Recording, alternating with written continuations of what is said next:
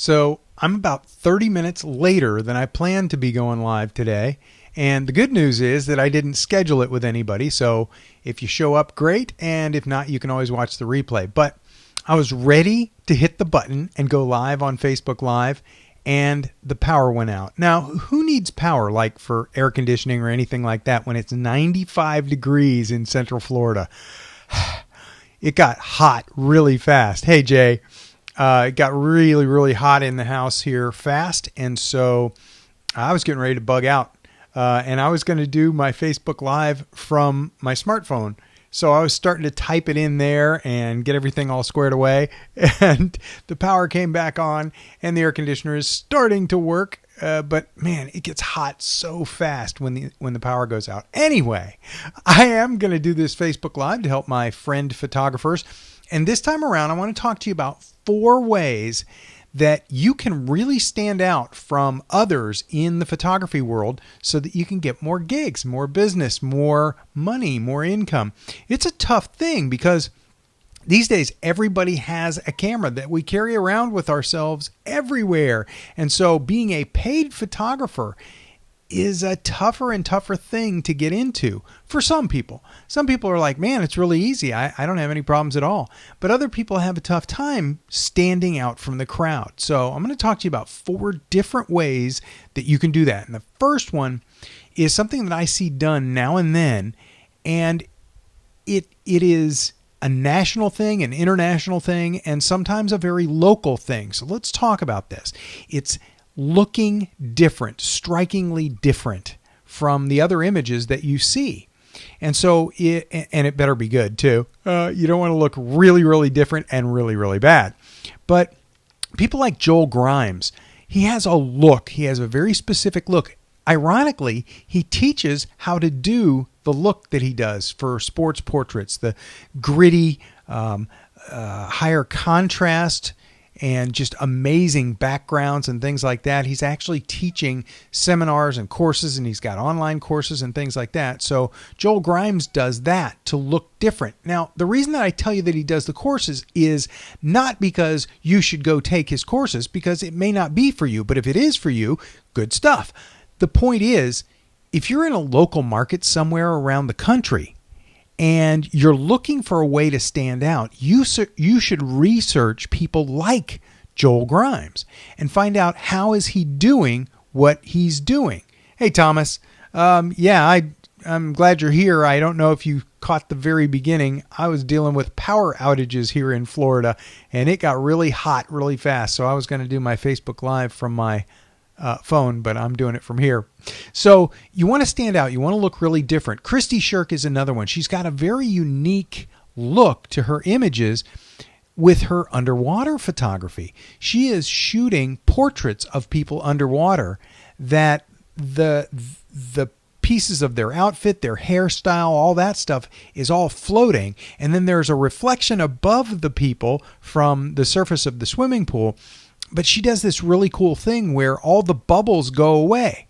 It's not, there aren't like bubbles around the head, nose, face, mouth, that kind of thing. You don't see bubbles in the pictures, which is really cool by itself. And then she has some post-processing that she has to do to bring back some of the vividness of the colors, because in the swimming pool, when you're underwater taking pictures, it has a tendency to treat different wavelengths of different colors differently. And so certain colors are amplified and others aren't. Hey, Antonio, nice to have you in. So I'm trying to point out there are a couple of people you could actually, because they teach it, you could actually copy what they're doing and try and do it in your local market. Now, are you going to become famous nationally like they are and get national clients? Maybe, but probably not. If somebody's come up with or invented a style or an approach, and then they're really good at it and they get known for it, and then they start teaching it, those people are the ones that end up getting the big national clients. And so maybe what you do is you start looking for a unique look, or a bunch of photographers who have a unique look, things that really jump out at you and stand out. And then take their classes, find out how they do what they do, and see if you can do it, and see if maybe you can blend a couple of really unique looks or some really cool things. Or maybe you could bring your kind of photography into a different genre, and maybe your thing becomes pet photography. Have we heard of somebody that does that? So yeah, there's all kinds of really cool stuff that you could be doing, but you got to stand out. You got to look different. You got to look unique. Don't just produce photography that's good photography. If you really want to stand out and get more clients, you've got to look different. I remember one of the early ways that you could do this. I should say it this way. I remember in the early days of HDR, if you were one of the early adopters of HDR photography, you could go out and get a ton of work.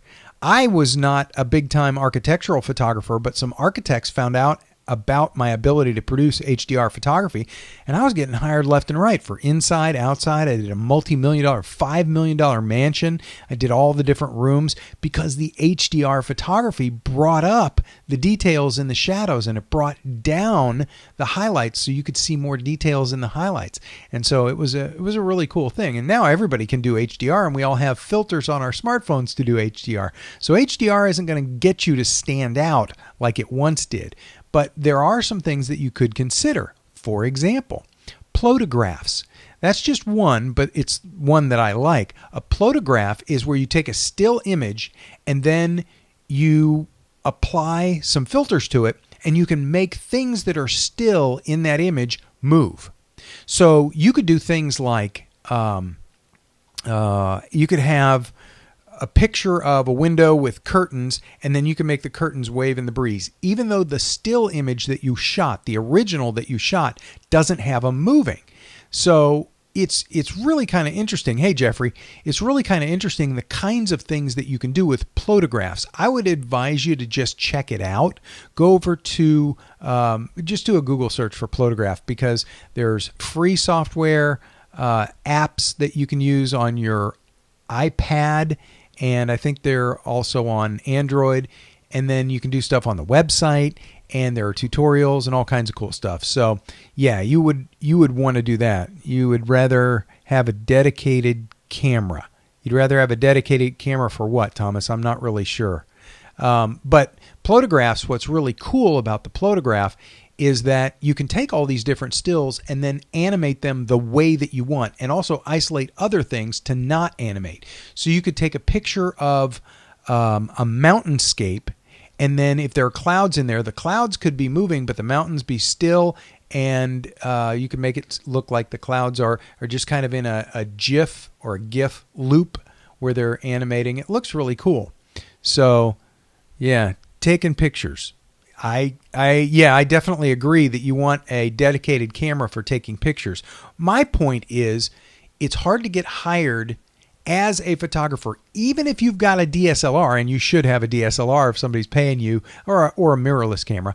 You shouldn't be taking pictures with this if somebody's paying you to do photography for it. So yeah, you do need a dedicated camera, but beyond that, your work has to stand out. Things that you do have to stand out. And I've given you two. Plotographs are now what HDR used to be. A few people know how to do it. It's really cool. It's very eye-catching. People see it. They see it in their Facebook feed, and they go, wow, that's really cool. How are they doing that? And you can get jobs from that kind of thing.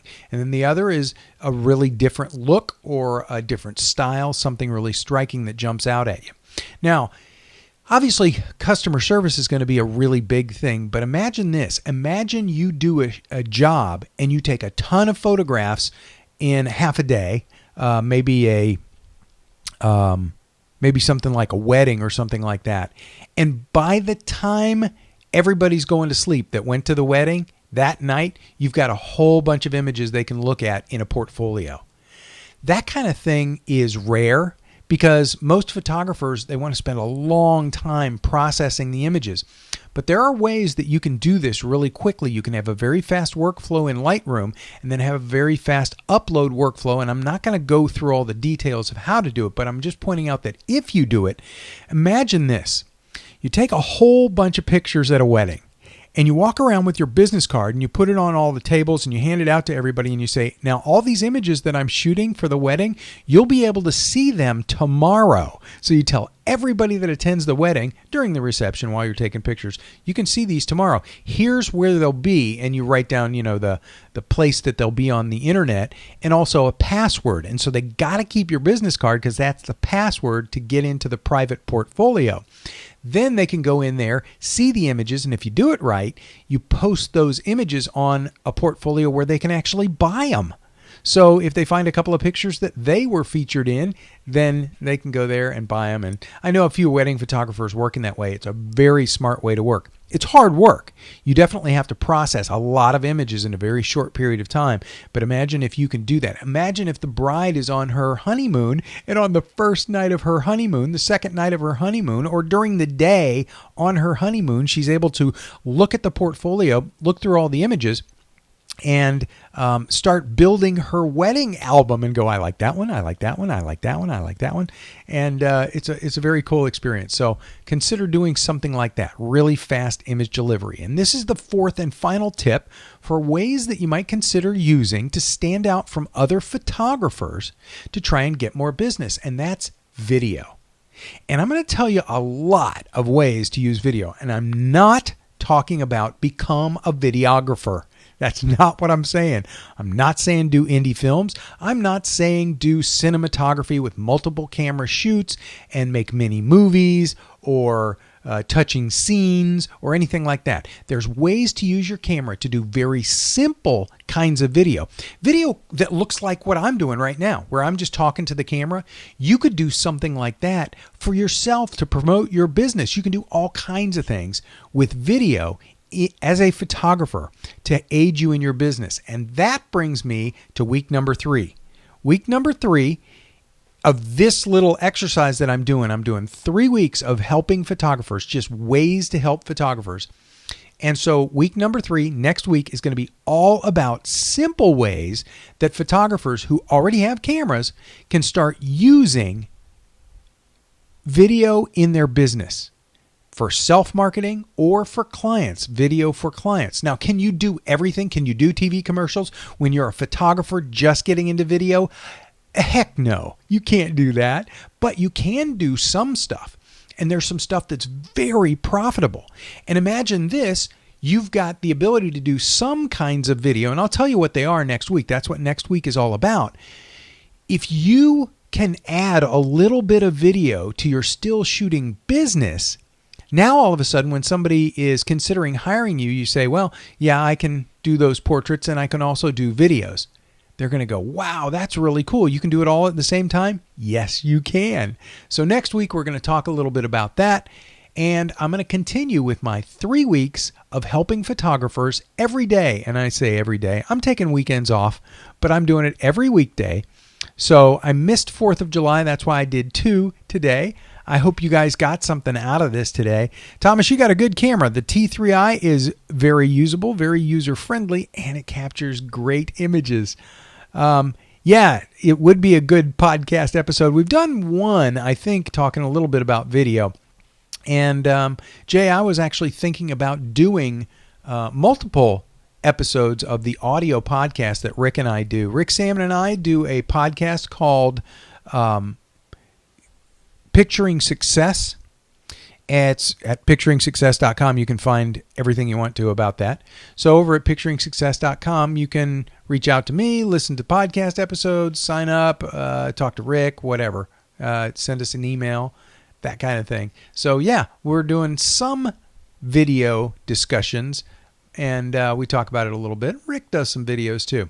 Well, that's all I've got right now. My dog is outside, and I got to go let my dog in from the 95-degree heat.